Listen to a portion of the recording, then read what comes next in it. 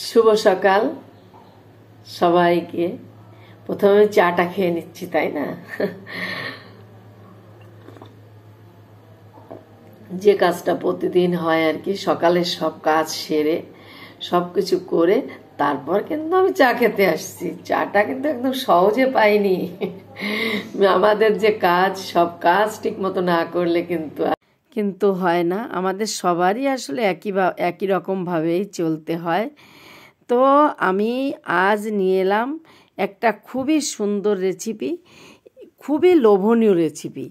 সাথে থাকো আর দেখতে থাকো আমি কিভাবে করলাম আর কিভাবে এটা করতে হবে। তো সবাইকে নমস্কার। আমি নিয়ে এলাম আজ মাছ ভর্তা, চিংড়ি মাছ ভর্তা। তো প্রথমে আমি কড়াই গরম হয়ে গেছে, দিয়ে দিলাম কিছু কালো জিরা ফোড়ন। এইবার কালো জিরাটা একটু ভাজাচ্ছেন বেরিয়ে যায়। কালো জিরা কিন্তু সহজেই হয়ে যায় তাড়াতাড়ি। এবার এর থেকে আমি কিছু অংশ কালো জিরা তুলে রাখছি একটা প্লেটে। আসলে এইভাবে তেলের মধ্যে থেকে তুলতে কিন্তু একটু কষ্ট হয়, কিন্তু তারপরও কিন্তু আমি তুলে নিয়েছি। তুলে নিয়ে যে কিছু অংশ আছে তার মধ্যে দিয়ে দিলাম আমি কিছু রসুন কুচি। রসুনটা আমি একটু ভালো করেই ভেজে নেব, লাল করে নেব। রসুনটা ভাজা হয়ে গেছে। এই পর্যায়ে আমি দিয়ে দিচ্ছি বড় সাইজের একটা পেঁয়াজ কুচি। চাইলে রসুনটা আগে তুলেও নিতে পারো। আমি কিন্তু একসঙ্গে রসুনটাকে আবার ভাজবো বলে কিন্তু আমি আবারই একসঙ্গে ভেজে নিচ্ছি। আমি যেভাবে করে থাকি আর কি, সেভাবে আমি সবার সামনে শেয়ার করছি। এভাবে করে খেয়ে দেখো, অদ্ভুত এবং খুবই একটা লোভনীয় মজার রেসিপি চিংড়ি মাছ ভর্তা। এটা দিয়ে করলে কিন্তু আসলে আর কোনো কিছু খাওয়ার চাহিদা থাকে না। এবার আমি সব তুলে নিয়েছি, পেঁয়াজ রসুন তুলে নিয়ে তারপর 2টা কাঁচামরিচ আর একটা লাল মরিচ ফোড়ন দিয়ে দিলাম। পেঁয়াজটা কিন্তু বেশ বেরেস্তার মতোই হয়ে গেছে, তারপর আমি তুলে নিয়েছি। এইবার চিংড়ি মাছগুলিতে আমি লবণ হলুদ মেখে দিয়ে দিলাম। চিংড়ি মাছগুলি একদমই ছোট, এরকম মাছই কিন্তু ভর্তা খেতে আসলে ভালো লাগে। বড় মাছ ভর্তা খেতে ভালো লাগে না, আমি এরকম মাছটাই ভর্তা খেয়ে থাকি। এটাকে আমি এবার খুব সুন্দর করে ভেজে নেব। আসলে আমাদের এভাবেই সুন্দর করে কাজ করতে হয়। তো কিভাবে রান্না করছি ভালো লাগলে লাইক কমেন্ট শেয়ার দিতে ভুলো না। আর এপাশে রাজা বাচ্চা কি করছে দেখুন। দীপন ধরো, ওনাকে যেতে দাও। দীপন একটু করো। রাজা বাচ্চার জন্য কেউ যেতে পারে না এই রাস্তা দিয়ে।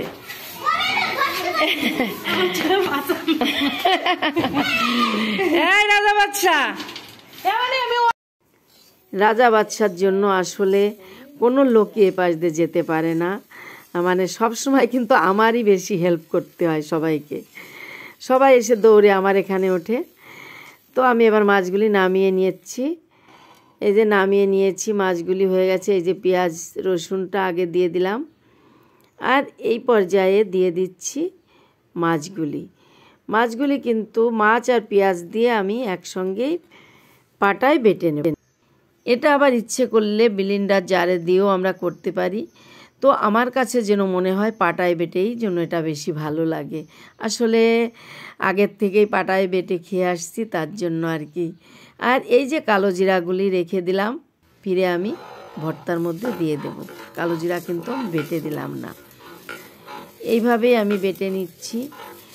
পুরানো অভ্যাস, ছোটোবেলা থেকেই কিন্তু মা ঠাকুমা এভাবে পাটায় বেটেই খাওয়াতো, তার জন্য কিন্তু এই পাটায় বাটাটাই আমার কাছে বেশি ভালো লাগে। তো ভালো লাগলে নতুন বন্ধু হলে চ্যানেলটি সাবস্ক্রাইব করে চ্যানেলটি পাশে থাকবে, পাশে থাকা বেল আইকনটি অন করবে, এমন নতুন নতুন ভিডিও পেয়ে যাবে। এইবার ভর্তা মানেই কিন্তু সরিষার তেল। আমি 1 চামচের মতো সরিষার তেল দিয়ে দিলাম, আর কালো জিরাগুলি কিন্তু সঙ্গে নিয়ে নিলাম দেখতেই পেলে। এর থেকে কিছু অংশ আমি এইভাবে আবার চিংড়ি মাছের চপ করব। এটাই আমি এইভাবে রেখে দিচ্ছি ফ্রিজে, তারপর একদিন আমি ভেজে দেখিয়ে দেব। বেসনের মধ্যে দিয়ে ভাজলেই কিন্তু চিংড়ি চপ হয়ে যাবে। তো আর এই যে বাকিটুকু আমরা খেয়ে নেব। এভাবে করলে কিন্তু আর কোনো কিছুই খেতে ভালো লাগবে না। আমি আগের দিন করেছিলাম, খেতে কিন্তু খুবই মজার হয়েছিল। তো সবাই ভালো থাকো, সুস্থ থাকো। আজ এই পর্যন্ত।